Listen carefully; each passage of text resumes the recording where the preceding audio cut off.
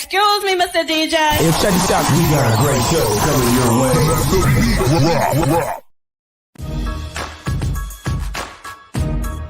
From the ECSI Sports Studios, it's the Midday Market Report with Jeff Dawson.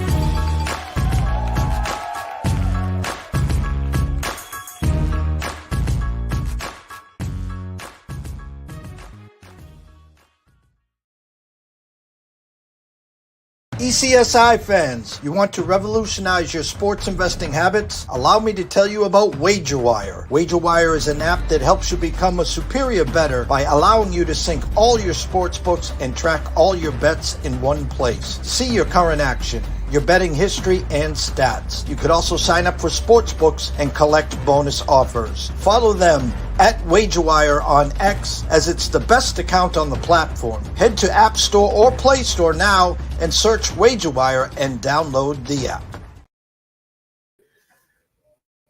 Good afternoon, sports fans from all around the globe. I am the host, Jeff Dawson, East Coast Sports Investors, and this is your Midday Market Report for Thursday, April 4th, 2024.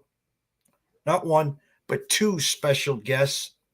One that's been on our platform and stage for 2 years, of course, Mr. Ron from Ron A Sports.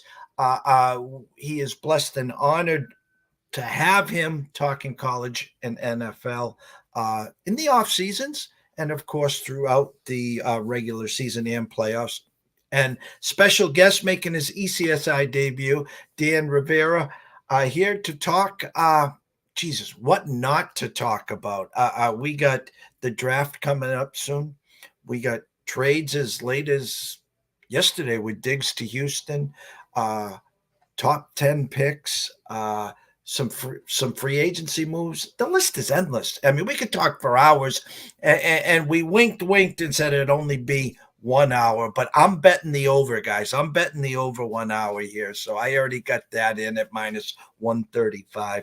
First and foremost, a shout out to our proud sponsorship and partnership, WagerWire. If you have not downloaded this app, please run to Google Action, wherever you download the apps. It's free. Take advantage of actually window shopping. You know, the states that those sports books and casinos are alive, take advantage of them. Promos, match plays, bonus bets, et cetera, et cetera, et cetera. And if you're looking for a little flash cash, send an email to affiliate@wagerwire.com. Tell them JD from ECSI sent you. Travis, Zach, the rest of that community will take great care of you. And we like to turn, your wagers into profit. Save the entertainment for that 4-letter word that starts with an E and ends with an N, has an SP in the middle of it. So without further ado, let's bring in the two stars of this show, Mr. Ron and Mr. Dan. Afternoon, gentlemen. Good afternoon, and it's a pleasure to be doing this as a threesome here. Dan, you and I did this about 2 or 3 weeks ago, and I thought it went very well. We had a lot of exchange of information, and since that time, it's ballooned. There's just so much more information. So it's great. There's a kind of a strategy to this, an order to this. We were just starting the free agency. We've got these trades, and now we're ready to talk actual picks. Dan, first time, welcome. We are glad and honored to have you here talking some NFL. As Ron did the intro, you guys did this 2 to 3 weeks ago. Take us back 2 or 3 weeks ago, where you were 2 or 3 weeks ago to where we sit today. And there's a lot more fat to chew on, I guess we could say. Well, last time, Ron, we did this, we discussed free agency, we discussed combine, because the NFL has no more offseason. It goes long. We discussed the Super Bowl, which was the last game we all watched. So we got some answers to this dynamic puzzle called NFL roster building, or NFL offseason. So now the next big pieces are NFL draft. Then after that, it's regular season time.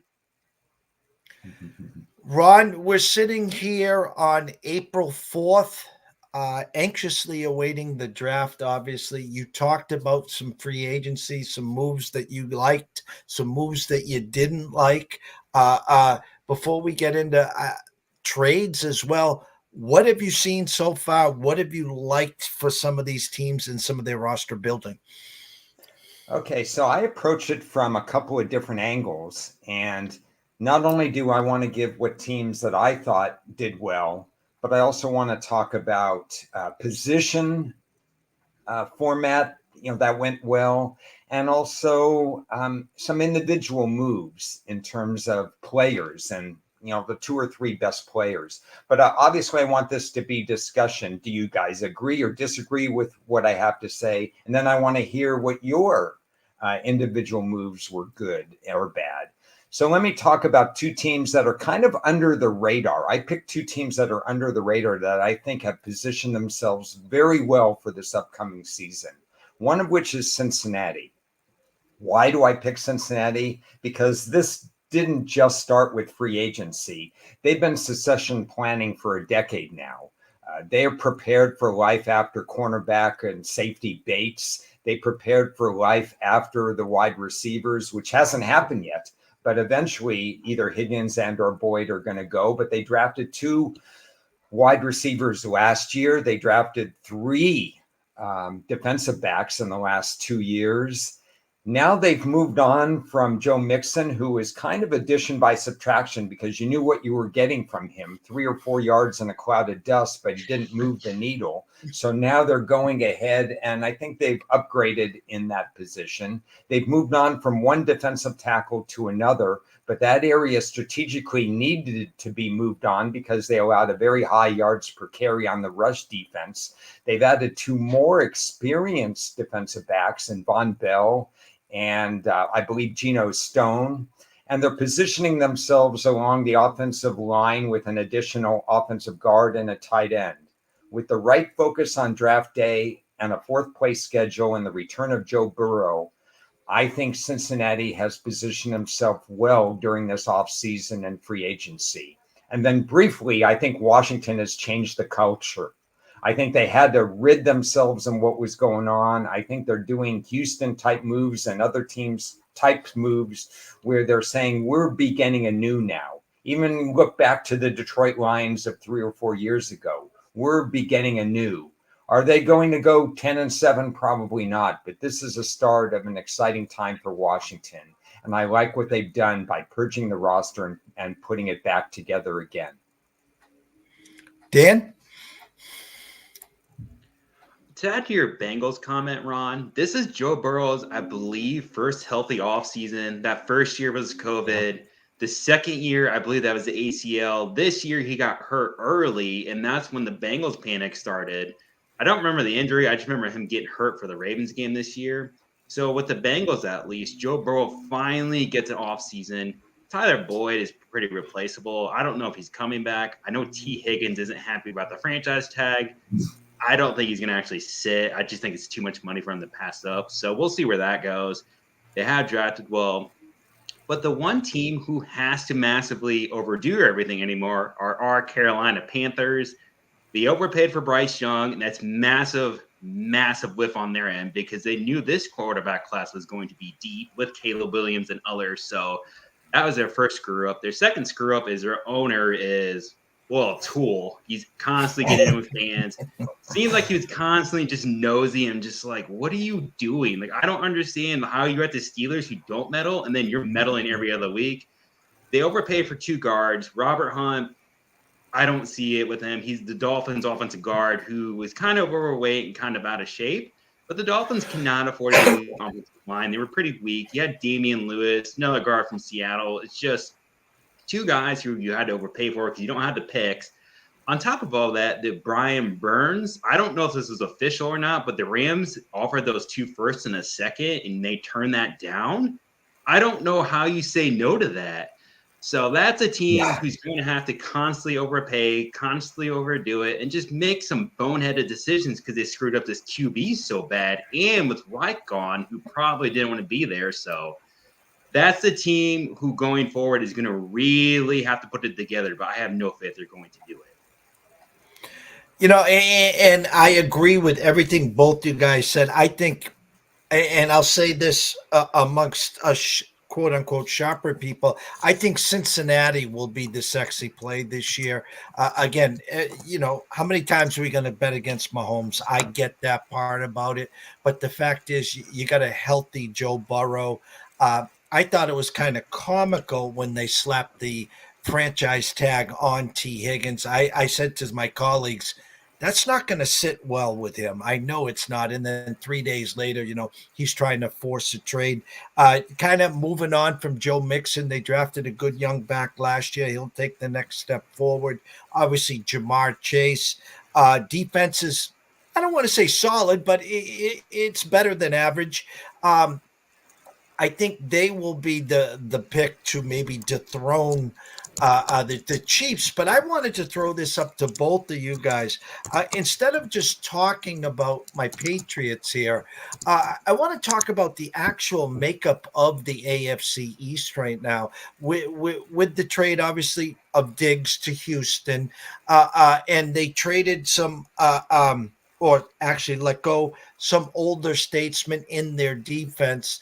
And the Patriots over right now with Carolina's 4.5. We know they're not going to be a threat this year. And Miami, good year last year, good story. But the Jets have put together a team that I know is on a Band-Aid with a 40-plus-year-old quarterback. But the way Brees Holmes came on late, Brees Holmes, excuse me, Mr. Brees Hall. I got Brees Holmes and Brees Hall there. I apologize. Brees Hall. The East is wide open. And I wanted to ask you guys, and I'll start with Ron here. Is this, with a healthy Rodgers, a Jets victory lap, or am I discrediting all the moves that Buffalo's already made? Well, those who know me know I kind of do not like public type teams. And so it pains me a little bit to say that I'm on the public side with the Jets here. I mean, one of the free agency moves that they've done that they absolutely needed to do is they have 3 guys that they signed in free agency that could start along the offensive line. By far their biggest weakness on the team. This is a top tier defense with a shutdown cornerback. They've added some help to the pass rush. The Jets were anywhere from 250 to 275 even yesterday in terms of winning the division. Miami's a great team with no depth because they have had 8 draft picks in 2 years, and that doesn't cut it. So they're more susceptible to injury at various positions, as we saw at the end of last year when half their defense got hurt at the end going into the playoffs. The Jets are well positioned right now to make a run. They've made that obvious. You talked about New England and their 4.5 season win total. I'm okay with Buffalo. I mean, smart organizations can withstand roster deletions like Baltimore, like Buffalo, because they've drafted well in the past. I don't think Buffalo's going away. They have maybe more holes than they had. I just think we're undervaluing the Jets because they're running out of roster weaknesses right now. Dan? Ron nailed it. The Jets O-line was abysmal last year. I know Zach Wilson sucks, but even he needs help. Like, if you have no time to throw, I don't care who you are. We saw Patrick Mahomes in that Super Bowl where he lost offensive lineman. He looked so bad. So they need help. The problem with the Jets O-line still is if your left tackle is Tyron Smith, you're going to get 3 games, 4, lucky 5. So just because you fixed it on paper doesn't mean you actually fixed it. They did take a step in the right direction, but that's a team to me who can either win 12, 11 games, or if they get hurt, 5 or 6 again. So if you're going to be betting on them, I'd be betting on their alternative lines because you're betting if they stay healthy or not. And that's one I'm never a big fan of. But if they stay healthy, it's very manageable division, manageable schedule, and just all around team who should be better than most of their opponents. I don't like the OC, but I think Aaron Rodgers really likes him. So I do think he'll look a lot better. But Jets are a team who can either go 1-2 seed in the AFC or be bottom 10 drafted again. So Great additions if, and that's the big key part, is if they pan out. Yeah, and I am buying the Jets right now. Jets. Again, I think with the makeup of what has transpired in the East, again, really predicated on Rodgers. Hopefully, maybe they do a little better work on the field itself, and we can get through a half dozen to a dozen games. But I really, really liked what I saw with Brees Hall. I love all the additions. I am in on the Jets. But my next question to you, gentlemen, the Chargers. Huge. I'm the king of the Herbert fan club. I love Herbert. I love his makeup. I love his moxie. I loved what Harbaugh did. What he's going to do, I should say. But he comes right in, and Keenan Allen, Big Mike. I'm drawing a blank on Eckler. Justin Herbert's walking into the room. There's a gift out there with John Travolta looking around like, where is everyone? I call him the mad scientist, Ron. I know he knows the draft. He knows the kids real well, but in a division with Patrick Mahomes, what is going on in Chargerville? Mm-hmm. I think he's just going to bring a different philosophy to the table. Keenan Allen is a bigger loss than Mike Williams because of the health matter. You have to be on the field and produce. If we knew Mike Williams was going to play 17 games, that's a different story. And I've always kind of been of the philosophy you could rebuild a wide receiver room faster than you can rebuild cornerback or rebuild offensive line. And I'm pretty sure Jim Harbaugh is going to build through the trenches. He's going to build that defensive line so that they're not as soft against the run like the Chargers have been the last couple of years. And he's going to build up the offensive line, maybe one more addition there, and he's going to set up a power run game. One smart move he did make is he retained the special team coordinator. He's been on the job 2 years. They've had top 10 finishes the last 2 years. It's a tremendous departure from what the Chargers used to be. Maybe it takes more than a year, maybe it doesn't, but I think Jim has a certain philosophy and he's going to follow it through. Dan, I want to move to the NFC, and again, instead of individualizing a team, I'm going to say the NFC East here. The Dallas Cowboys, maybe with a lack of movement. The Eagles add Saquon Barkley. They lose some defensive players. Ron talked about Washington, and we know the dilemma the Giants are in right now, where they're drafting. There's rumors that they'll be in on a quarterback as well. What are your initial thoughts of the NFC East? What has transpired up to the draft? Well, the easy one is Commanders need a quarterback. I don't know who they're going to take. Giants are stuck with Daniel Jones for another year, and I do buy those rumors. They are interested at least in a quarterback. They got Brian Burns, but that's not why that team wasn't very good last year. The Eagles brought in a new DC and an OC. How are they going to mesh? That's another team, I think, if things go sideways. We know A.J. Brown likes to pout. We know they had some issues in that locker room last year. But the Cowboys are always the gift that keeps on giving because Jerry Jones cannot stop talking. And my goodness, man, he makes everybody's job easier. But the reason why they're not adding players, it is Dak, Parsons, CeeDee Lamb, and I think I'm missing one of the guards. They're all massively going to get paid or already getting paid. So that's why they can't add any free agents. They're just looking till next year because these guys are either going to get paid or already being paid, and they just take up so much cap room.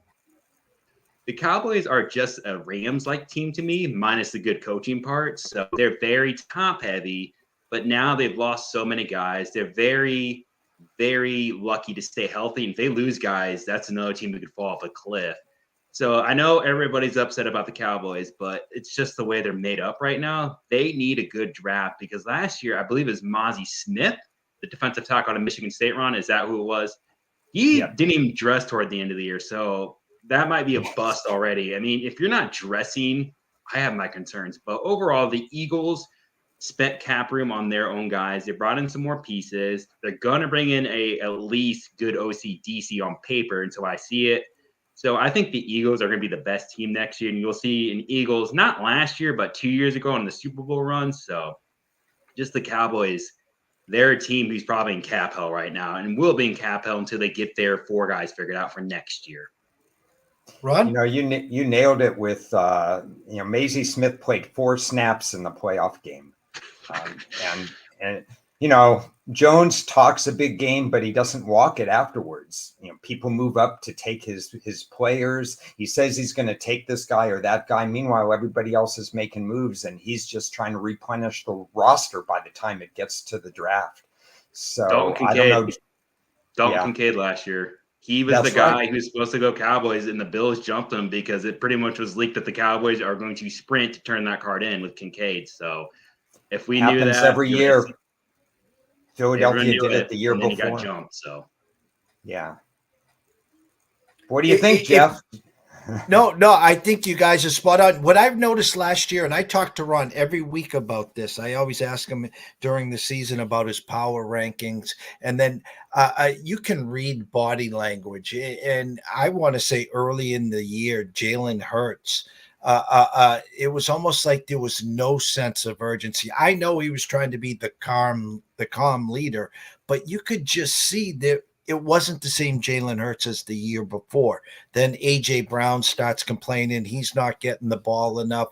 And the last half of the season was just abysmal. And then take it into the playoffs where really after the first kickoff, it was like they didn't show up. So I think that this will be, I like them in a bounce back year. I really do. And I do agree very much so, Dan, about the Dallas Cowboys being cap struck, because they're in a damned if you do, damned if you don't, because they don't want to extend Dak Prescott. And they're stuck here.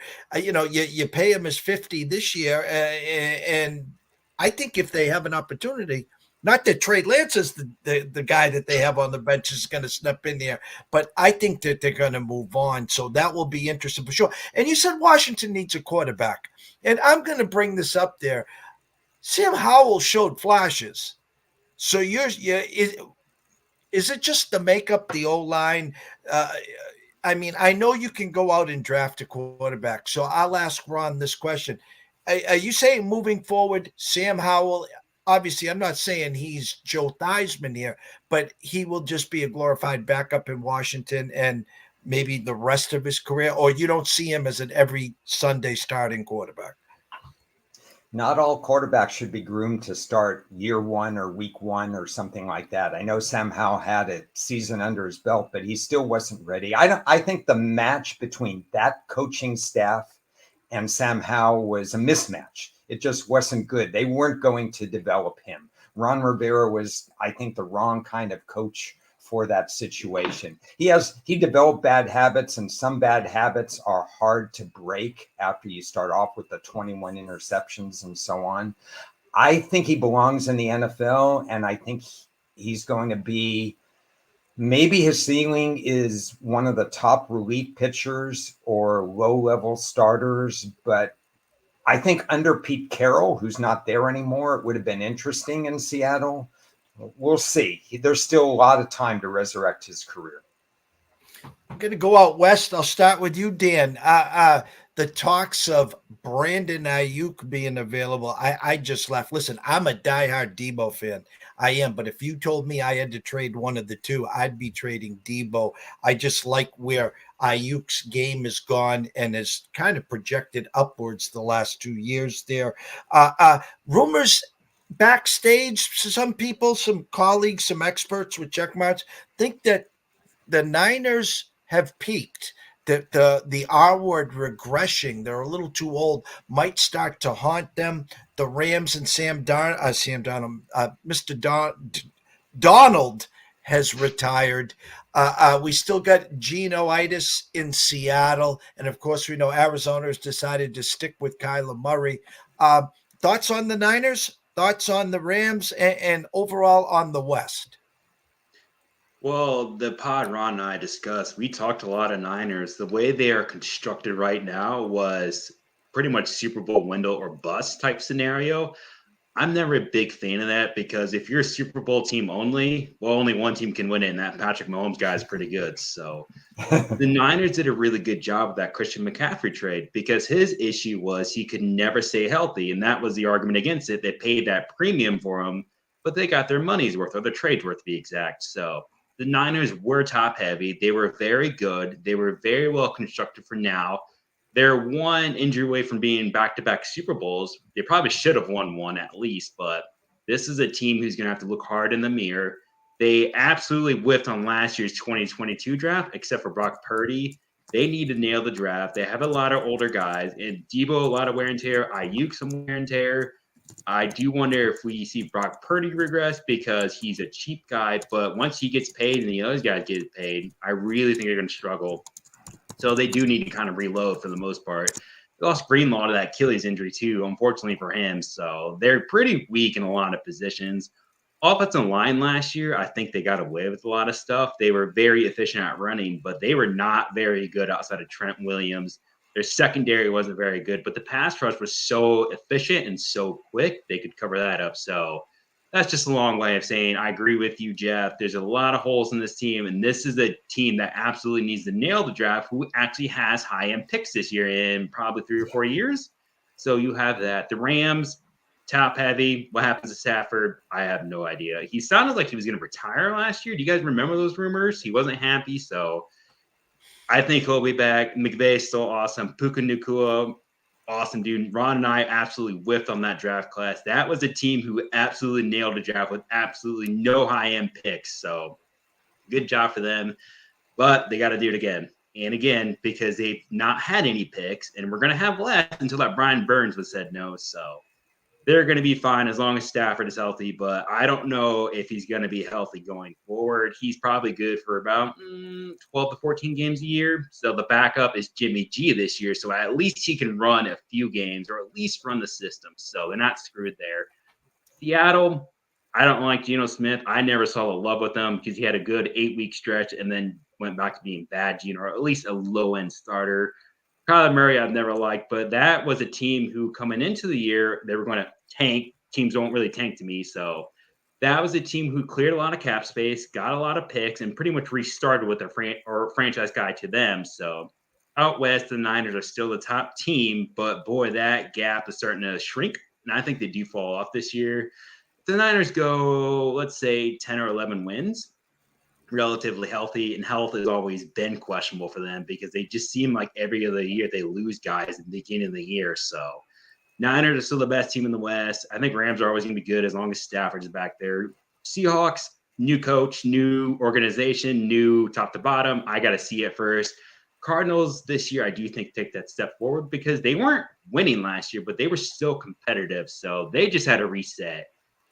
Niners best team still out there. So, but it's getting small. Yeah. Ron? Yeah, quick comments on that because I agree with everything you said, Dan. So I don't have to say too much. Arizona, victim of the late bye week last. And I'll talk about that a little bit later, maybe at the end of the show. But new coaches, late bye weeks, it doesn't work. But they were getting better. Seattle, they're going to be faced with new coach. When is their bye week? I'm really curious about that. One of the moves I loved, one of the player moves I love because backup quarterback is so important in the NFL now, is that Jimmy G is with the Rams because big drop off every year that Stafford was not healthy. And now they have somebody behind him. Cornerback play is so important until San Francisco fixes that cornerback position and maybe, like Dan said, improves a little bit more along the offensive line. They're the best team in the West, but vulnerable. We hit the first waypoint right at 30 minutes, and a little congratulations to both of you guys. Spot on. Amazing work as always here. I'm looking here, some trades. And again, I'm just looking at Hassan Reddick, Jarius Sneed, Justin Fields, Brian Burns. I'll add Stephon Diggs. Obviously, we have Kirk Cousins now to Atlanta. Ron, a lot of, and there's more in there, obviously, but a lot to talk of. I'm going to give you the first crack at all these moves, what you've seen, who's doing great, and who's still, you're shaking your head on. Oh, Derrick Henry to Baltimore, too, I guess. We could throw that in there, too. Well, I'll pick a couple that I'll talk about first because I don't want to hog the first thing because you guys may have some alternate opinions and so on. So let me take a couple and then pass the baton around. And Jeff, you got to talk about them too. You can't just play moderator at this moment. I will pick talking about Jarius Sneed, Kansas City, for a 3rd round pick and a swap of 7 round picks, I think, Kansas City to Tennessee. The reason I think this is sneaky good for Tennessee is because Tennessee has played such a soft defensive zone coverage over the past 3-4 years, and they have historically allowed 2 out of every 3 passes to be completed. And teams that allow that it's amazing that they got so close to the Super Bowl one of the years because it just doesn't work that way. They have a new defensive coordinator. I think his name is Denard, and he has already publicly said he wants to play more in-your-face defense, which I applaud immediately, but you need the players to do it. And lo and behold, they go out and get Sneed to do it. So I think it's a classically great move by Tennessee. And Kansas City, they've been grooming 3 or 4 guys to replace Sneed's $20 million contract. We know you have to play the salary cap game, so it's not a bad move for Kansas City. They've been grooming people due to injury in 2022. A lot of the youngsters, rookies in fact, had to play during the Super Bowl. So they're going to be okay, and I think Tennessee is going to be okay. So that's one I like. The Burns one, a 2nd and a 5th round pick instead of the 2 firsts that the Rams were offering. So Carolina got fleeced. We know, like Dan said, Carolina gets fleeced a lot in this business. They lose, an impact sacker that way, and at least they pick up some draft capital that hopefully they'll use correctly. I kind of like and dislike it from the Giants' standpoint. The Giants have made trades for players that are very, very good. The problem is the Giants roster is so incomplete that they're going to have 5 or 6 draft picks this year. They had 5 or 6 last year after the trades. They have more holes than draft picks. So while they're getting a really good player in Brian Burns, they're no real closer to deep playoff contention because they have too many holes. Dan, anyone you want to talk about? To add to Ron's point of the Giants, if they trade up for that 4th pick, that's another draft pick gone. And then let's say they do get a rookie QB. Who is he throwing? Have you seen that offensive line? You don't have a right tackle. Your left tackle got hurt. So I don't think the coach is doing so hot either. I think he's on the hot seat, especially after getting into it with his DC on TV against the Cowboys when they got blown out. So they have a lot of issues. I want to talk about Hassan Reddick and the Jets. The last 2 years, Jermaine Johnson and Will McDonald, older pass rushers because of the COVID year. What are the Jets doing with those two? What was the point of the Reddick signing? You had 2 guys you drafted. Are they finally admitting that they kind of just whipped on those 2? And on McDonald, that guy was a panic move, in my opinion, because the Jets took forever on that clock because they got jumped by the Steelers from the pass. Right. Because they leaked it out, just like the Cowboys. They leaked it out. They want an offensive tackle, and I would assume it was for Broderick Jones because that was the last high-end tackle in that draft last year. So I don't know why they brought in Reddick. I don't understand why they got rid of Huff. He's younger and was cheaper. So I think the Eagles fleeced the Jets, especially if that pick becomes a high-end 2nd. And it's not, I believe it's 2026, Ron. Is that the 2nd, 3rd round pick for the Eagles? Yeah, we're really pacing it out a couple of years down. It's just crazy. That one, let me see where we got 2026. Crazy. If the Jets fall off a cliff in that year, that's a high-end 2nd all of a sudden for a guy you didn't want to pay, a 30-year-old pass rush you were fine letting go. So if the Eagles fleece the Jets, would anybody be surprised? Probably not. So I didn't like the Reddick signing because of that. So that's about it. On the Snead thing, the Titans, kind of concerned what they're doing long term. I don't know if they're rebuilding, they're reloading, they're trying to figure out what to do with Little Levis. They're kind of everywhere, and that's why I sound like a jumbling mess. It's just they don't know what they're doing either. So I like the Snead signing, didn't like the Ridley signing, but they need players. So if it pans out, cool. If not, well, try telling me so. I'll take the layup here and Justin Fields in this regard. When Pittsburgh drafted Kenny Pickett, I kind of liked it just because I thought he had a high ceiling. In other words, he's put in a great spot, homebred, homegrown, good, strong coach, good foundation, solid running game. And as Ron will attest to this, and Dan, I know you know this, no one drafts wide receivers like the Steelers. They just have a knack to find them. So I thought it was a great situation. Obviously, it failed and failed miserably. And I guess his rumblings very simply was when management came to him, hey, we got a freebie here with Russell Wilson. Denver's paying the freight here. We want to bring him in, see what you got. And it's almost like the Patriot way, where the Patriots bring in not just players that other teams are paying, they bring in whole coaching staffs. And as long as someone else is paying for them, they don't care. So what really surprised me is Pittsburgh moves on from Pickett because he was a little salty. And as you said right here, 2025 conditional third-day draft pick. And the reason people were afraid of Justin Fields, in my opinion, is the fact, what happens if he is real good? What happens if this guy becomes a star, an everyday Sunday guy that's winning NFL games?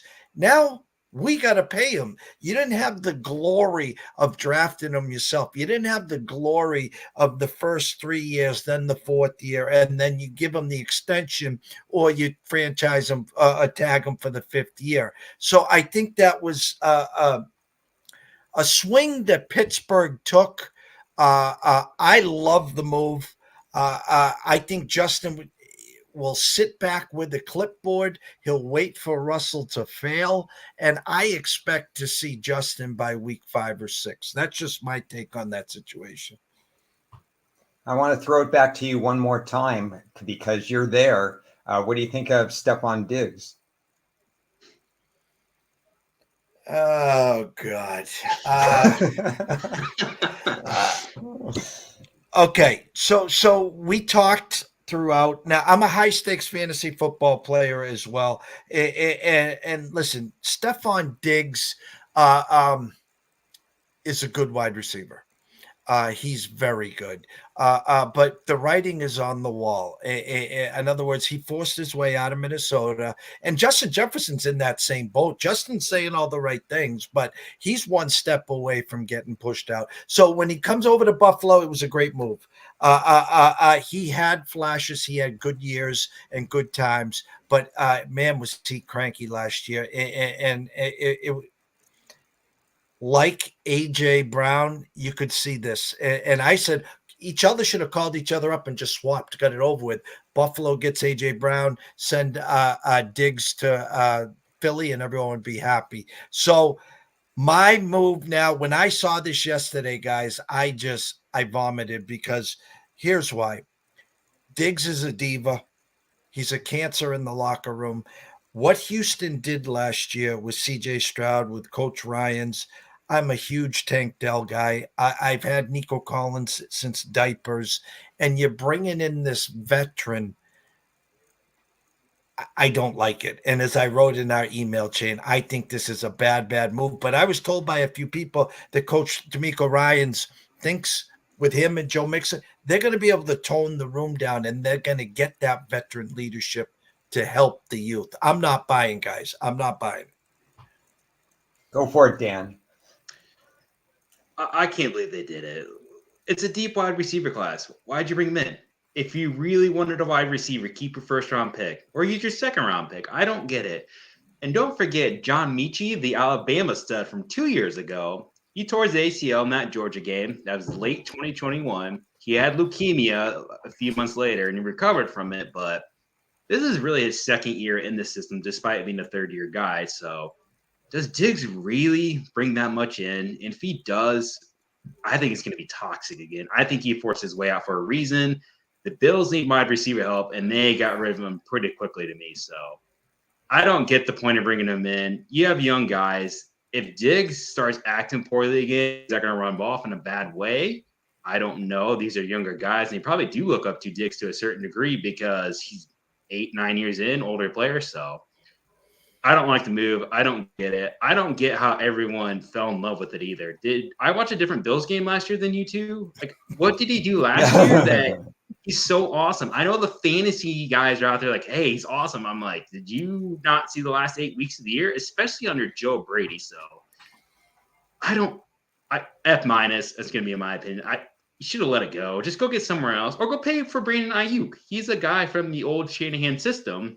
If you really want a wide receiver, go get Ayuk. He doesn't seem happy there. So if you're going to go wide receiver, just not Diggs right now. So I understand it from Buffalo's standpoint because Diggs checked out the last 8 weeks of the year, like you mentioned. Less than 50 yards per game. He checked out in the playoffs. They weren't even going to him. In fact, they won more games when they weren't going to him as far as forcing the ball. You're going to get 1 year productivity typical of guys who switch teams and want to prove that the move was right. Diggs is going to go all in for 1 year. And then there's not much of a salary cap hit for Houston if they want to move on after 24 or after 25. So it's kind of a short-term thing. But you did bring up the point, why not go get a wide receiver in this draft, which is something I partially ignored because I was thinking, well, it's okay for, them to get him for 1 year, Houston to get him for 1 year. And I think Ryan's is a voice of reason in there, but maybe it's not okay if you could have gotten a much younger wide receiver and just groomed him all the way through. But I kind of understand how it played out. Now I understand a little bit more why Houston moved on from pick 23, because I wouldn't have moved on from pick 23 if I didn't have Diggs. I guess they had a longer term kind of vision. And Houston has a vision where some teams don't. So however it works out, we'll see. No, and good point there, Ron. The fact that they moved on from the 23 pick, almost like a couple years ago when the Philadelphia Eagles make that trade with Tennessee for A.J. Brown and then moved right up. So, again, some of these good franchises with upper management that actually work and stay on top of things are playing, chess while other teams are playing checkers. I mean, Buffalo wanted so far out, they've taken the $31 million cap hit. And he was toxic. He was brutal. He was awful. And Dan, great point on Mechie. And they still have Noah Brown. They obviously have Dalton Schultz. I'm going to ask you guys this before we move on to the draft. Actually, and we're going to talk we were talking trades and free agency, but there's been a lot more moves and maybe a move or two that you guys are, like, whether it's Cousins or et cetera. But are you starting to get the feeling that Houston is now pushing all in? We talked about San Fran and their push all in. I mean, again, CJ Stroud is making all the other GM scratch their head. Obviously, Carolina with Bryce and some of the other quarterbacks. But are you starting to get that feeling? Because it's in the most volatile division. Every year we anoint a team in that division. And it's always someone that comes off the pace. So everyone's running to the window to bet the Texans to win the division, to win the AFC, to get to the Super Bowl, other than maybe the Jets. But, you got Indy with the Richardson return, and I really don't know what's going on in Tennessee. And then Jacksonville, they lose Ridley. They're trying to move. Hey, they got Mac Jones, guys, so look out if Trevor Lawrence gets hurt. But thoughts on that division, and do you see them kind of getting to feel like they think they're pushing a little all in here? I don't know if they're pushing all in. I do know they're massively improved. I think they're the deserved favorite in the division, but I think there's so many warning signs that I wouldn't touch them in terms of season wins, for example. Warning sign number 1, CJ Stroud, 1 year of experience under his belt. Teams have tape on him. You guys mentioned Jalen Hurts. I think the chat mentioned Jalen Hurts. He has to rebound. Last year wasn't the same, but they had a full year's tape on him. How does CJ Stroud do with a full year tape? Warning sign number 2. Last year's schedule was horrendously soft, playing the Atlanta Carolina division, plus not having the first place schedule and stuff like that. This year's schedule is massively tougher for Houston, and their 3 uncommon opponents that they're going to play that the rest of the division is not going to play, vastly different. So they have to be better just to be the same. Warning sign number 3, and this goes for Russell, who's in the chat there. We don't know about Indianapolis, and I haven't talked about Indianapolis enough because they've confused me over the last couple of years. We don't know what Richardson brings to the table. There's not enough tape on Richardson, so he's still going to surprise some people. They're not out of it. Tennessee has some good points. Jacksonville still, Trevor Lawrence, let's see if they could ever get the draft right. I still think Jacksonville is just as good as Houston with a softer schedule. So I love what Houston's doing, and I really like their head coach. But I think we're moving too fast, too soon on anointing them. Dan? I'm with Ron. There are a lot of warning signs there. I know a lot of people love the Diggs move, but I just don't see it with him. I think they still have issues. I think they're about to get a dose of reality with a much more difficult schedule. Colts signed Joe Flacco because they know Anthony Richardson is probably going to get hurt again. The way he played in those 4 or 5 games last year, he's not going to make it in this league very long. And unfortunately, I live in Indiana, so a little bitter about Andrew Luck still. So is he Andrew Luck 2.0?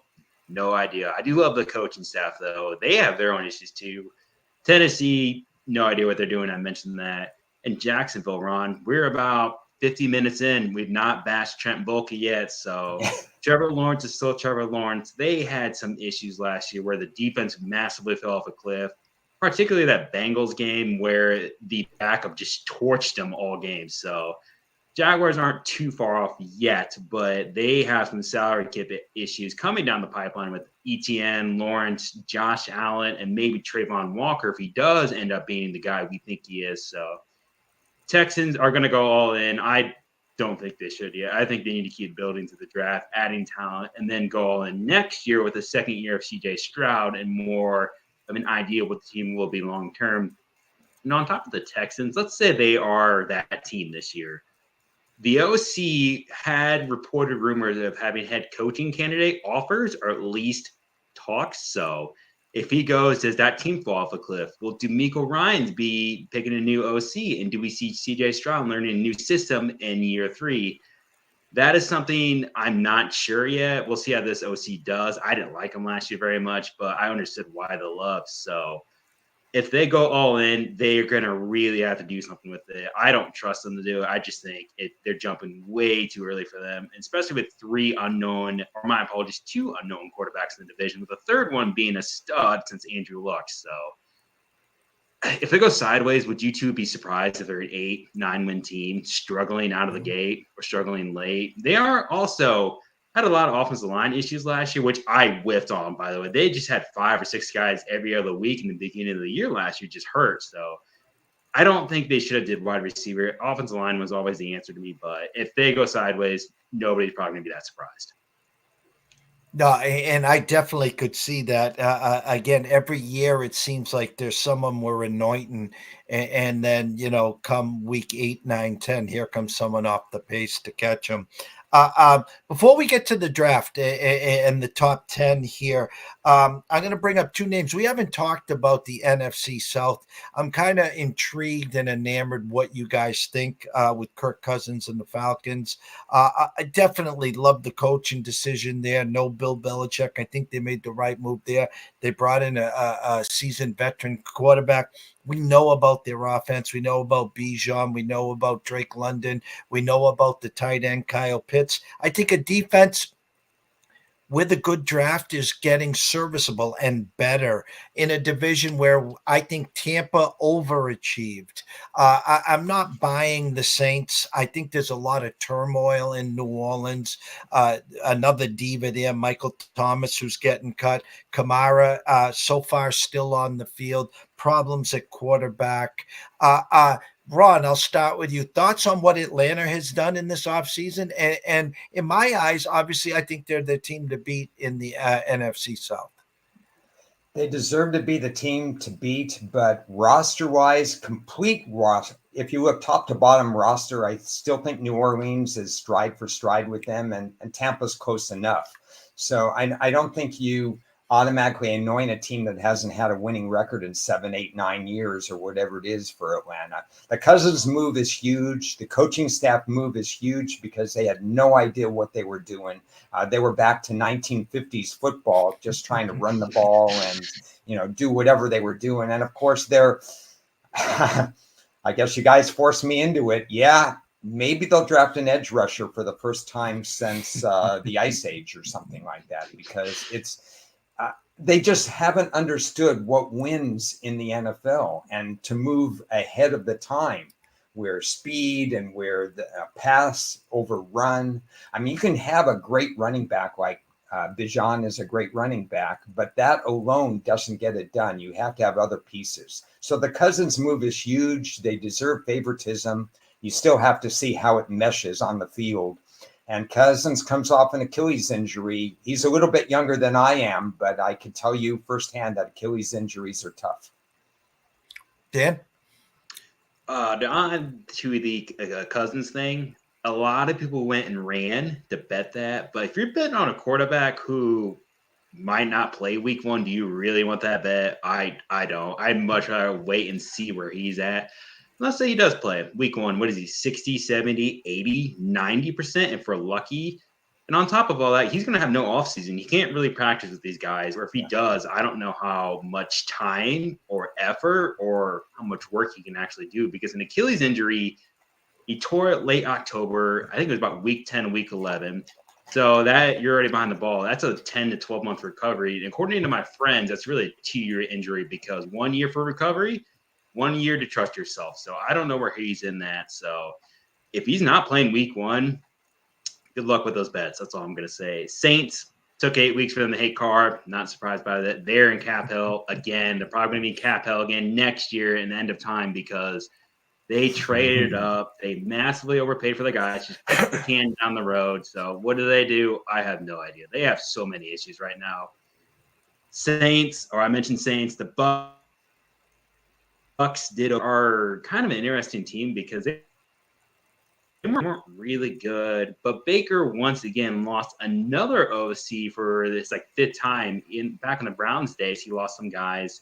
So how is that going to affect him? Does the offense take a step back? Does Todd Bowles continue to just blitz the crap out of you? I don't know. You probably will. The Panthers are the Panthers. So if you're in the NFC South and Cousins isn't playing those first few weeks, I think there's an opportunity there for one of these other 2 teams, the Bucks or the Saints, to kind of give it a head start. And then you can maybe get some nice tickets on the Falcons. So if Cousins good to go, we need to wait for it to mesh. If he's not good to go, that could be a team that starts 2-6 because he didn't have any time to practice in the beginning. Before I go to the draft, and I know I keep teasing everyone here, I say this, and I stole it from Mike Francesa at WFAN. If I wasn't invited to your wedding, don't expect me there at the funeral. And being a fantasy football guy, I don't think I can remember ever having any shares of Derrick Henry. Now Derrick Henry has left the building and has gone to the Ravens. Thoughts, both of you? Is it a plus? Does he have any tread left on the tire from a fantasy standpoint? Good fake to Henry and have Lamar, steal the touchdown like Jalen's going to do to Saquon this year. But thoughts on Henry to the Ravens, gentlemen? Okay, well, I think Henry could very well be that touchdown magnet when you're first and goal or something like that he could take the carries where some of these teams, they don't know how to run the ball in from the 3-yard line. And maybe the Ravens were one of those where they have Lamar Jackson, but they haven't just steamrolled in there. So this gives them some play action options, but also just smash mouth options. Todd Monken, year 2 offensive coordinator, he's going to have to figure things out because I know they want to become more of a passing team, but there's still that balance that I don't think they've achieved. Dan? Who is the running back who tore his ACL? I think he was undrafted for the Ravens. Really speedster guy. Oh, yeah. 8.4 per carry. Yeah. Yeah, so you're going to have a nice 1-2 punch. One is going to be Henry in the power and switch it up, and this dude's just going to burn you. So if the Ravens offensive line meshes well, I kind of like Henry this year a lot. I think he will be that guy. Nice little 1-2 punch. I don't think J.K. Dobbins is coming back either. I know he blew out his Achilles after the ACL tear or vice versa. That poor dude can't stay healthy. So you might have 3 legitimate running backs on that team. And maybe they do go to that balance of Henry, Dobbins, and the running back whose name I can't think of. But if that offensive line does mesh well, I wouldn't be surprised if they're a 10 or 11 win team. So if the O-line is good to go, I think Henry's the guy we all think he can be. And that guy, I didn't draft that guy you're talking about, and a lot of people had him, and he finally stepped on the field, and I was like, OMG, this guy can fly. I'll get it for us. Gonna have the draft, okay? This is the one everyone's been waiting for, the standing room only. And everyone watching here that are new to our channel, please go on over to Twitter, X, whatever we're calling it. Go follow Ron at Ron A Sports, and go follow Dan at Dan Rivera 228. And if you haven't yet subscribed, jump on over to YouTube at East Coast Sports Investors. Subscribe. It's free. Turn on the notifications. Never miss a show with us 3 or me and Ron or whoever else you might be following. The draft. We all know supposedly who's going 1. Everyone has opinions on 2, and now, of course, being 45 minutes from Gillette, where my backdrop is today, what the hell's going on at 3 with the Patriots? And, of course, the steam, J.J. McCarthy, the next coming to Tom Brady, and he's grabbed a lot of steam. So at the top of my head, the Bears, Washington, Patriots, Arizona, and then the Chargers. Those that will start with the top 5. I just know this outside. The Patriots have so many holes.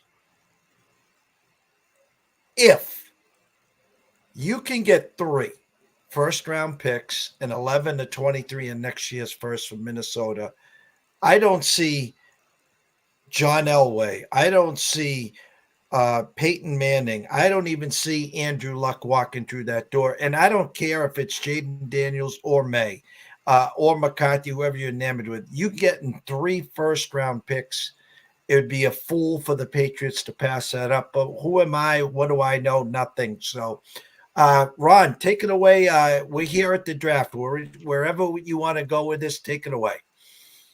I'm going to talk briefly about Washington. We'll assume Caleb Williams is going to Chicago.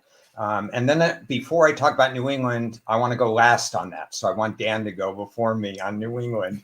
For Washington, I've heard a lot of talk that it's Jalen Daniels, but I personally, in what little digging I've done, because I generally don't start to dig until 2 weeks before the draft, I don't think they've made a decision yet, because they're hearing a lot of good things about Drake May as well as Jalen Daniels. So for New England, if they have one of those 2 in mind, they're waiting on Washington. So it gets pretty tricky. We know Washington, or at least I think Washington is going to stay and take one of those 2.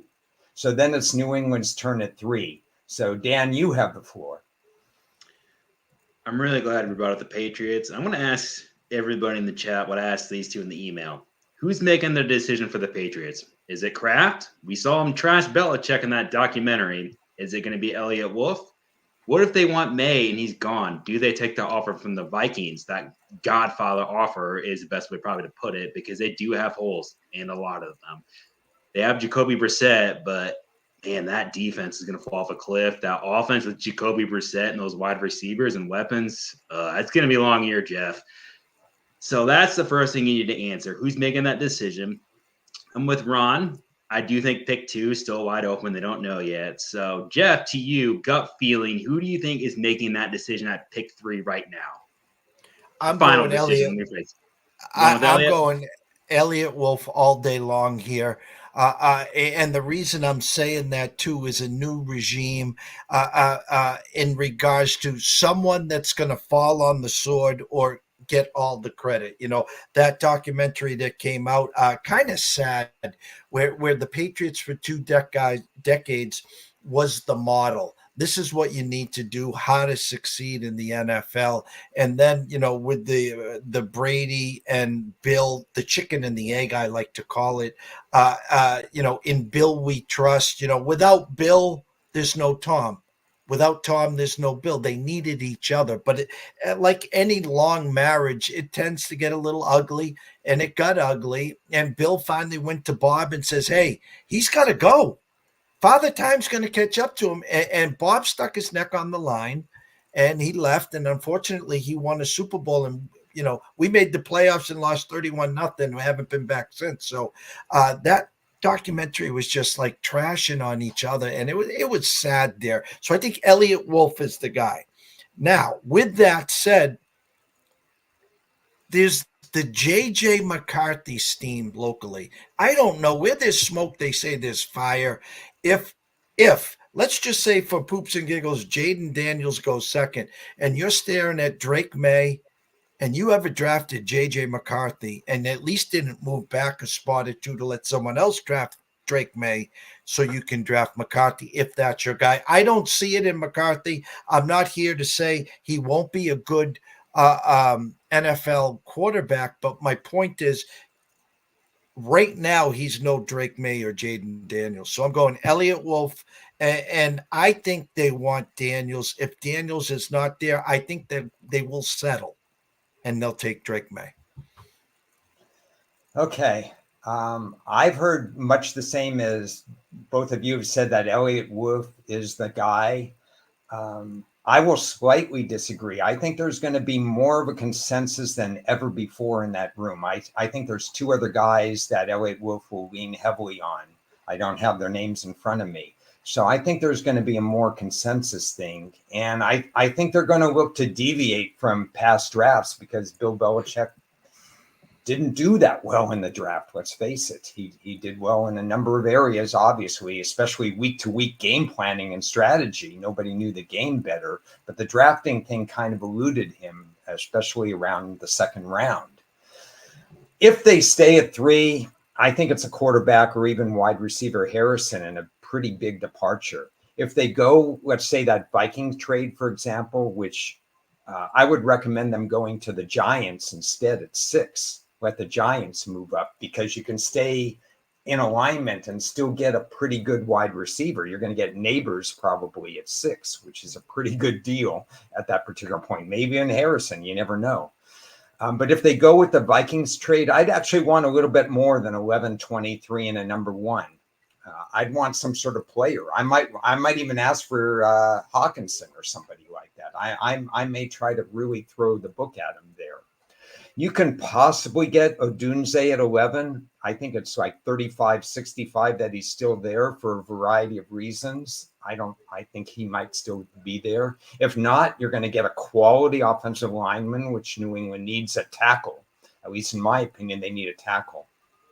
And I think because they don't have a bottom tier offensive line, if they get tackle at 11, you could make a case for Michael Penix at 23 if they got Minnesota's pick.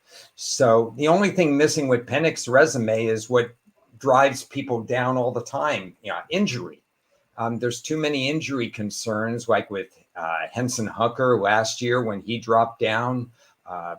There's a lot of reasons why these quarterbacks get built up and then they get bashed right before the draft, and you say, well, wait a second, he never was going to be in the first round anyway. I think Penix will be available at 23. So is it worse? What's better, drafting one of the top 3 quarterbacks at 3 or moving down and getting an Odunze or a stud left tackle or right tackle and Penix at 11-23? That would be my argument. Dan? Ron nailed it. If they do trade down and do get those 2-1s from Vikings, my guess is they probably have the QBs graded very similar, and that's why they're trading down. I don't know if we'll actually dive into this, Ron, but when teams trade up or down, it's because they want a certain guy and believe the next guy is a major fall off, or they're going to have to overpay for this dude and not want to sit there. For example, Denver Broncos and Bo Nix, 12 is a massive reach for him. Michael Penix at 12, massive reach. Same thing with Raiders. Those are two teams who don't want to sit there and much rather trade back into the first round and still get a wide receiver, a corner, a tackle, a pass rusher. If the Patriots truly believe they can get 90% of Drake May, I'm not saying Michael Penix or Bo Nix is 90% of Drake May. It's what I think the Patriots believe. If they believe that, I think they're trading that pick away because they just need a lot of help. So I'm with Ron. If you can get another player out of the Minnesota Vikings, although TJ Hawkinson did tear his ACL, so I don't know if he'll be ready week 1. Maybe Justin Jefferson doesn't want to be there anymore. Maybe the Minnesota Vikings do send Jefferson away because he's going to be really expensive and he doesn't sound very happy.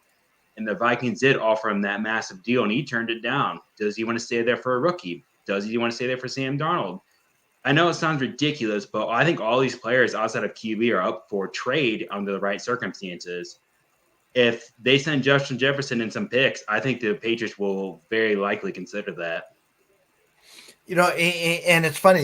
I think, correct me if I'm wrong, the Patriots did add KJ Osborne this year in the offseason, so there is a little tie to Minnesota there as well.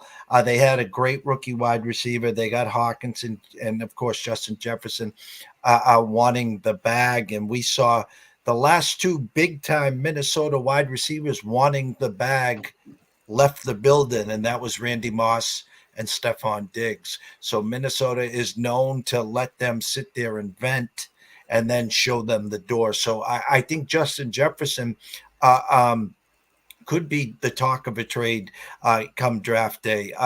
We didn't even bring up, and this will obviously be for another show, the Chiefs and Racey Ricey and that incident there. I'm not saying he's going to get suspended. They're saying maybe by the team, maybe by the NFL. They added Marquise Brown, but I've said all off season, and I said it to Ron during our shows. Hey, Kansas City, pick up the phone, call up Minnesota, ask what they want for Justin Jefferson. Can you imagine Mahomes and Jefferson for the next 10 years? It's a wrap. Forget about it. Couple things back on the Patriots. The name Spencer Rattler has been tied to them from the last 6 to 8 weeks. You talked about Penix Jr., and I heard, I don't have the notes in front of me, that they actually addressed the right tackle, which again, left-handed quarterback, you want to address the right tackle first. So that might be something to look into. Penn State and the tackle from Penn State would be in around that 11 spot. I think Joe Alt will be gone. You talked about the wide receiving room. Marvin Harrison, Odunze, Neighbors. The list is endless. It's a huge wide receiver class. So, like you said, get a player from Minnesota, or even people said, try to get a second-round pick this year as well, so you can get right back in and have 2 second-round picks. But Arizona at 4. Keep in mind Kyler Murray. So if it goes quarterback, there's Marvin Harrison on a platter for them. But what happens if the Giants, Denver, or Vegas is pounding on the door because they want McCarthy? Thoughts there, Ron? Thoughts there, Dan? Okay. Very briefly to close up Minnesota, they drafted first and second rounder in 2022, a cornerback and a safety, and both had reduced playing time in 2023. I think either one of them could be had in a trade. Booth and Cine, C-I-N-E. I think they would be offered in a heartbeat. Arizona, they'll get plenty of offers. If I'm the Arizona GM, I stick at 4. I've got 6 of the top 90 picks already. What do I need to move? I've got some renewed optimism based on the way they played the second half of this season. I just want Marvin Harrison, and let's move on. Okay. Dan? Unless Arizona does get that Godfather offer like the Patriots, let's say the Vikings do send 3 first, maybe they'll trade down. But I think that's what it's going to need for them. I don't think Minnesota would be that desperate. I think they go to the Chargers, who are probably fine with getting more players. The Cardinals, to me, need players at this point. They took their L last year. They took the cap hit. They took the crappy season. They need guys now. And I think Ron's right. I think they're going to return that card in unless something changes. Yeah. They need players. That's what it is. And you 6 of the top 90, you can do a lot with that. And if you really want to trade down, you can do it later rounds and just start stacking more guys at that point. And they had that second first-round pick. I believe is it the Browns or the Texans pick they own? They have 2 of them in the first round this year. Texans, I believe. That mid to late 20s. So you can go get another player there too. Dan, I'll start with you. At 5 is the Chargers. We know Mr. Harbaugh, what he has done. Obviously, way too early to draft Blake Corum, LOL there, to replace Austin Eckler. Wide receiver, I'm hearing rumblings of Mr. Bowers from Georgia, the star tight end. Obviously, at 5 is too early. Do the Chargers stand put and grab, if Harrison goes, do they grab a Neighbors or an Odunze, or do they move back a handful of spots? So I know the Giants would only be leapfrogging, but a Denver or a Vegas to get in and get a quarterback. I think if it's Denver or Las Vegas, I think they're going to ask for the house. And it's something I disagree with because a lot of people argue don't trade in your division. My argument is if you can stick it to your rival team, ask what their team is made of. Go look what the Raiders and Broncos are made of right now. You truly believe they're going to get a quarterback and they're not going to suck. Even if they do pan out, let's say JJ McCarthy is the dude we think he can be. The Broncos got a lot of holes still, and those are going to be probably high picks for those first few years. So if it's Minnesota, they trade down, it's going to be pick 11. That's going to be wide receiver range. Probably Odunze is gone. Brian Thomas, that's the Ellis kid, you right? Brian Thomas Jr. is very high praise. But if they want to run the ball, they're still not tackle position. The Oregon State kid, whose name I can't think of, the right tackle, total mauler in the run game. Ready to go day one. If you want to be a power run game, that's the card you turn in. And what they do there, do the opposite if they get both Vikings picks. So offensive tackle, wide receiver, or wide receiver, offensive tackle. That's what I think they're going to ultimately do. I think they're waiting because Minnesota is just kind of putting all these feelers out. I think there's already a gentleman's agreement in place. If J.J. McCarthy is not being traded for at pick 4 and Cardinals take Marvin Harrison or whoever at pick 4, I do think that that agreement's already in place for pick 5 and the Chargers are just sitting here and waiting. Or the Chargers do like their offer but want to see if somebody else is interested, like a Denver or a Las Vegas, and they're going to try to get the most. So long wind of saying the Chargers have options. They're going to sit, and I don't think we're going to get this trade unless Minnesota really overpays for it. So I think they're going to wait until draft day or a day, 48 hours maybe. So in that range, I think they just need a lot of help, and I think they're just waiting for the best offer. If quarterbacks 1, 2, 3 are off the board, I think people, maybe I'm wrong because the McCarthy talk is real in a lot of circles. But I don't think there's a rush to go up to 5 to get McCarthy. I certainly wouldn't do it. I don't have that kind of grade on him personally. I think the Chargers throw curveball because it's a whole new regime. If they trade, it'll be only the 3rd time in the last 8 years that they've actually traded because they didn't even own a phone. I mean, that Tom Telesco, I mean, nobody called him because he never traded. So he's gone. He moved over to the Raiders of all teams. And now you're with the Chargers, who are probably going to build through the trenches. So I don't know what we're going to get here. I agree, building with the lines. And if you want the Oregon State right tackle, he's plug and play. He's ready to go right now. I don't see Harbaugh as being a wide receiver type, but there's 2 generational ones potentially there. We'll see. I think it's curveball. I can't answer who they're going to pick right now. If they did trade back, Ron, and I had to light up like a Christmas tree because obviously when Dan talked about Oregon State, the bells and whistles were going off. Of course, Ron knows Oregon State here. Could he, Mr. Harbaugh doesn't seem like the guy that comes in and wants to make this monster splash. Let's say they traded back and Bowers was still available. I mean, Herbert's got no one to throw to. He really doesn't. He's got the TCU second year guy that I call pizza pan hands. He had a bad rookie year.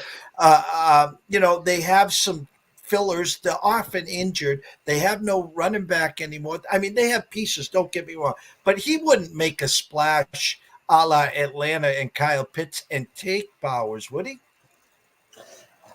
I think 5 is too high for Bowers, but I would have saved this to the last comment I would have made in our show. I have no clue where Bowers is going. It's the most fascinating player on the board to me as to where Brock Bowers lands. If the Chargers take him at 11, I understand that. Maybe they have him in mind all along, but it's too rich for 5. I understand that. I don't know where Bowers goes, but I know he's I would rate him slightly higher than Kyle Pitts if they were both in the same draft, same age. Dan, we usually have a wrap up here. What I like to say is closing thoughts, and Ron takes us to a whole nother level where he does a little 7-yard button hook, and I hit him with a nice soft lob, and he has some comments. We're going to get there in a minute. I've just given you a few minutes to think about some closing thoughts. Picks. We're talking about quarterback hungry teams. We talk about Denver. We talk about Vegas. Obviously, we know about Minnesota, even the hints of the Giants. So, again, pick 6 through 10 here. I'll start with you, Ron.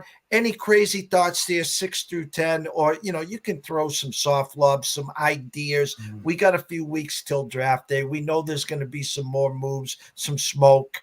And just your thoughts on 6 through 10 and the quarterback hungry teams as well. If the Giants can move to get one of the top 3 quarterbacks, I think they try to do it. I think they try to talk to New England. I would try to talk to New England.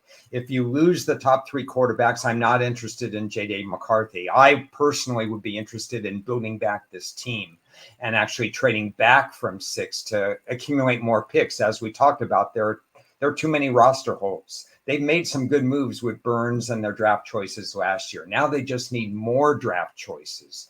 So that's what I would look for New York Giants. With Tennessee, by far, offensive lineman is their biggest need. This is where Joe Alt has to come off the board if he doesn't come off with the Giants, because you're protecting for a young quarterback. You can't protect a young quarterback without an offensive line that has maybe 1 or 2 parts and needs 3 more. If you're Atlanta and you're not drafting an edge rusher, I don't want to talk to you. Chicago, they only have 4 picks in this draft. I think people don't realize that. It's 1, 9, 75, and something in the 200s. Chicago's pretty good at understanding draft value and trading back. So I wouldn't be surprised if they traded back if their player wasn't there. Otherwise, you go get an offensive tackle. And then the New York Jets, I think it's absolutely right for them to get either a left tackle or a right tackle. We talked about Morgan Moses they've drafted, or they got in free agency. Tyron Smith they got in free agency. And we don't know how many games he plays. Like Dan mentioned, is it over under 3 or whatever the case may be? You solidify the offensive line one more time if you're the Jets at number 10.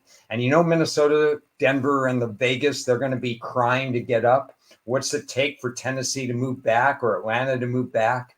These are things that I would look at as well. Dan? Let's assume these teams all stay there. I know it's a big assumption right now. Giants at 6, neighbors. That's the reports. Let's say they keep them. 7 is Titans. That's offensive line, Joe Alt. Pick 8, maybe Ron finally gets crossed off pass rusher. But I think they're alive to trade down because let's say you do want one of those wide receivers.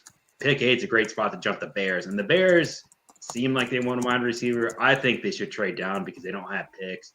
Pick 9, let's assume it's Odunze for the last top 3 wide receivers go. Pick 10, tackle. They don't have tackles, and that was their issue last year. Tyron Smith is going to get 3 or 4 games a year. and that's the top 10. 11 and 12 is Vikings, Broncos, Raiders.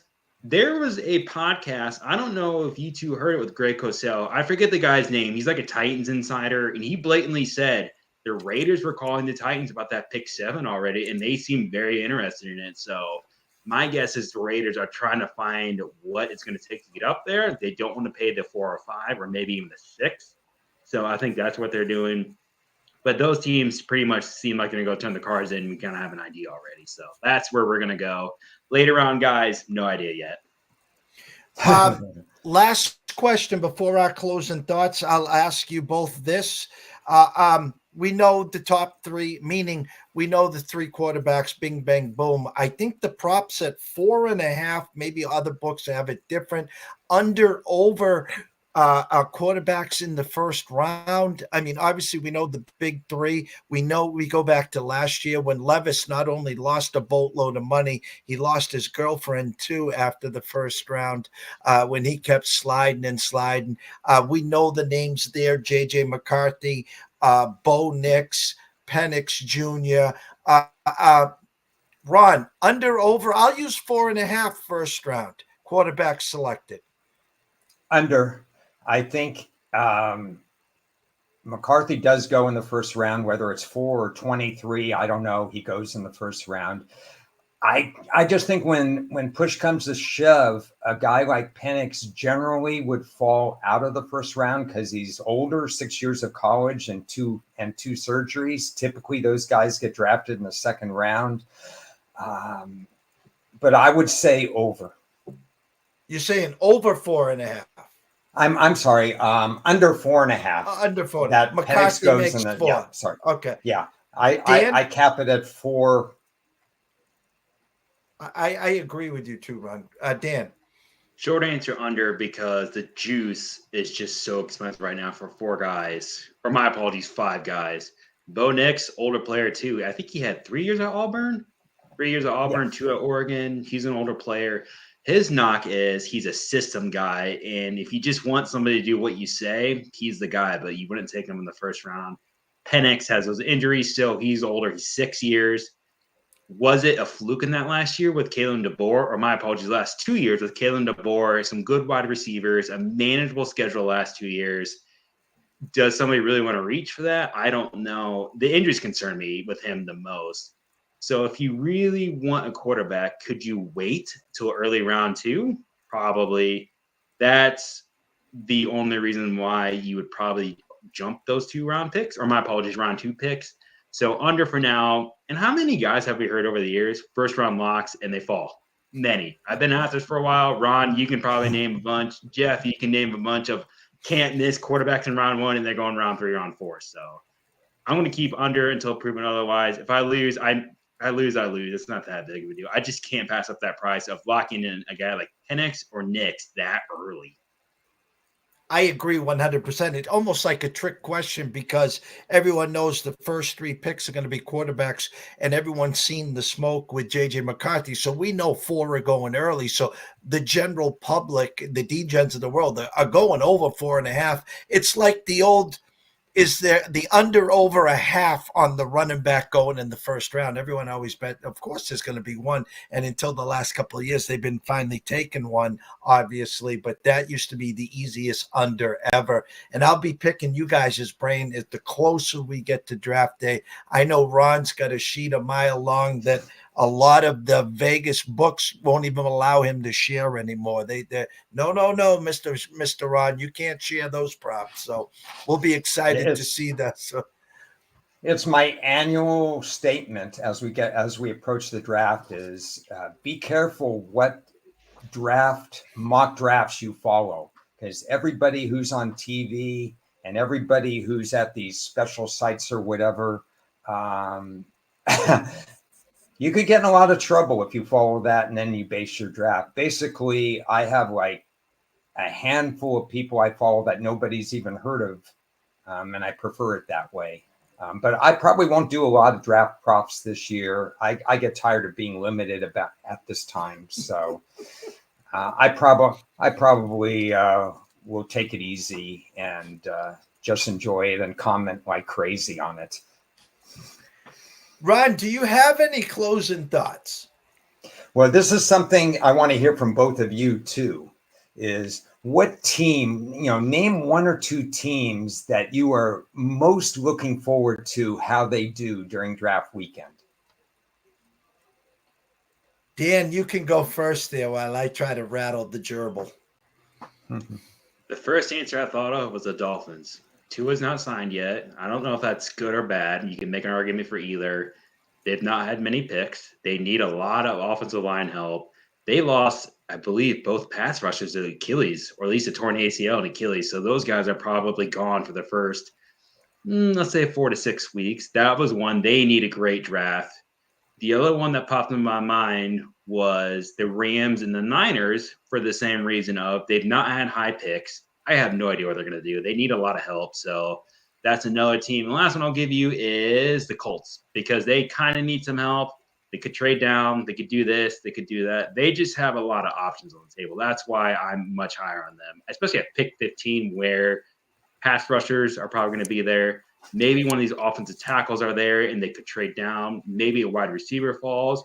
Maybe it's where we see the first corner goes. And this cornerback class is deep, but there's not like a top tier guy. I know the Toledo kid is perceived to be the best, but a lot of these guys are inches, not feet apart.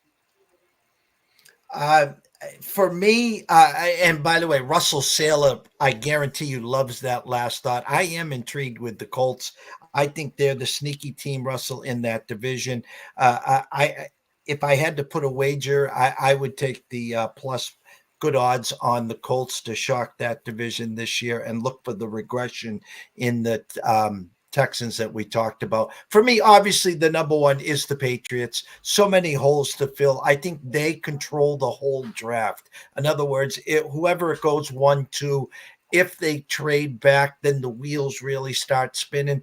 If whoever quarterback slides to him, whether it's May or Daniels, they're just going to take whoever slides to him. And then the fun begins. Who's going to move up to get McCarthy? And then the draft really begins there. And the other one, it's the Chargers. I am just fascinated to see what Harbaugh and company do there. Again, no Eckler, no Keenan Allen, no Big Mike. They did keep the bookends with Bozer and Mack, so they got a defense semi in place. But again, I would love to see somehow, some way where Harbaugh finagles a bagel. And I don't have the current ADP or any marks in front of me. I'd love to see him somehow, some way to get Blake Corum wherever he's supposed to fall. I'd love to see the Chargers move up and get him. But I'm a big Herbert fan, and he needs weapons. So I just want to see really how they put together that team this year. Yeah, I think all those drafts are intriguing. So you guys hit it, perfectly. Brand new approach by New England. So I'm really curious about that. The only one I'd add would be Arizona with such draft capital, 6 of the last 90 picks or the first 90 picks with a better than expected draft last year. Remember, they were actually giving picks to Houston to set themselves up for 2024, which is now. And yet they actually hit on some of their draft picks last year. So I'm real curious whether they maneuver around the board, whether they fill in the missing pieces. I think they could be undervalued depending on what happens in this draft. And then again, my closing thought would be, and I want to get your opinions, where does Brock Bowers land? I mean, is it something Chicago would consider? Would the Jets ignore offensive line and take Bowers if he was at 10? I don't think he goes to Denver. I think he'd be a good fit in Indianapolis. I strongly think that he shouldn't get past Cincinnati if he's all the way down to 18. Where do you guys think Bowers ends up? My first thought was the Bears. Okay. That was my very first, seeing what's in front of me and how the draft board's going. 100% spot on. There is no way in hell Cincinnati would let him pass. If they would, as soon as they were on the clock, there's no need for that 8-10 minutes that Brock Bowers, and then just speed up the draft there, because I think they would run real hard for that. I think the Bears, even though they have some tight ends there. I think the addition of a Brock Bowers, as you said, maybe slightly graded higher than Kyle Pitts. I'll use the word a generational tight end. I mean, look how far the Patriots went with Gronk. Look how far Kansas City has gone with Kels. And I think if you're drafting your generational quarterback, why not have a generational tight end? So that does intrigue me right there. I'm going to go the Bears.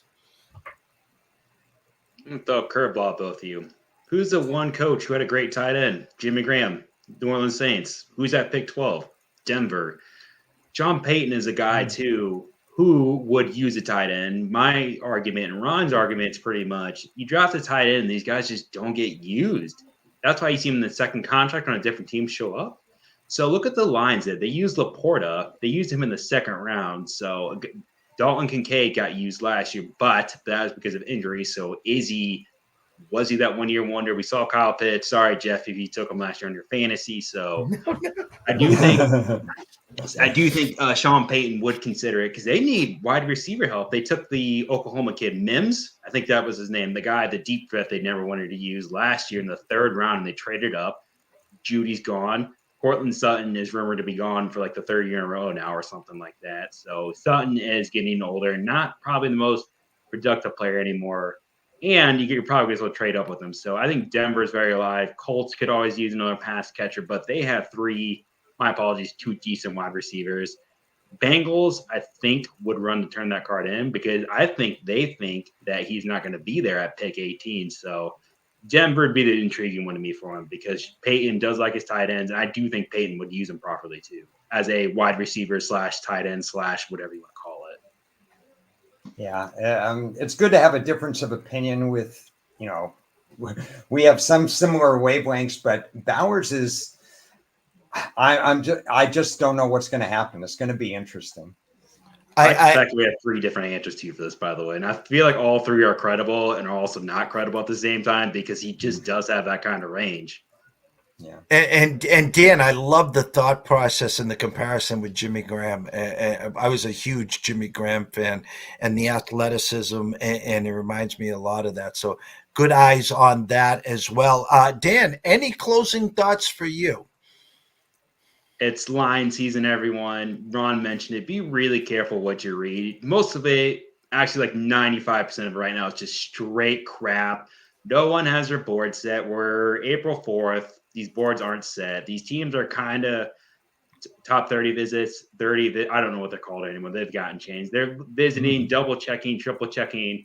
They'll probably set the board in 1-2 weeks from now, Ron? So we'll see what happens then. And that doesn't even include the fact that somebody else might get traded and we saw the dig. So that could change everything. This is lion season. Don't overreact because somebody pushed something out there who's doing for clickbait. So that's my final closing thoughts. Just relax. There's going to be some good bets down the pipeline. Don't freak out because Daniel Jeremiah said something because he wanted to be spicy and blatantly said it and everyone overreacted because it's now the third year I've heard it. So don't overreact. It's lion season. There's still plenty of good bets coming down the pipeline.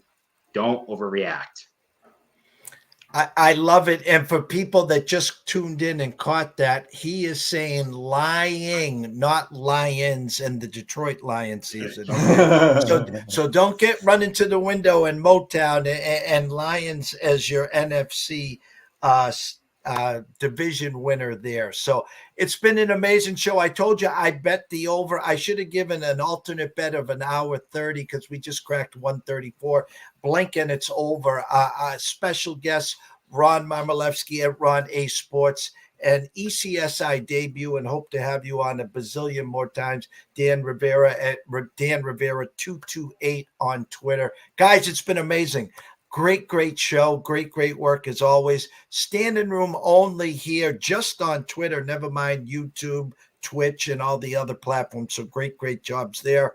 I can't thank you guys enough. Thanks for having us. Thanks for sharing your thoughts. And I love the roundtable. Yes, we could go on for hours, but we got to cut it somehow. From myself, Jeff Dawson at EC Sports Invest, from the one and only Ron at Ron A Sports, and Dan at Dan Rivera 228. We wish everyone a blessed day. Hope you had a great time. We will be back at some point. Enjoy the draft talk. It's lying season. So again, be careful on what you hear and what you read. And don't forget, the internet is not 100% correct. And it's not April Fool's anymore. So guys, have a great day, and we'll see you soon.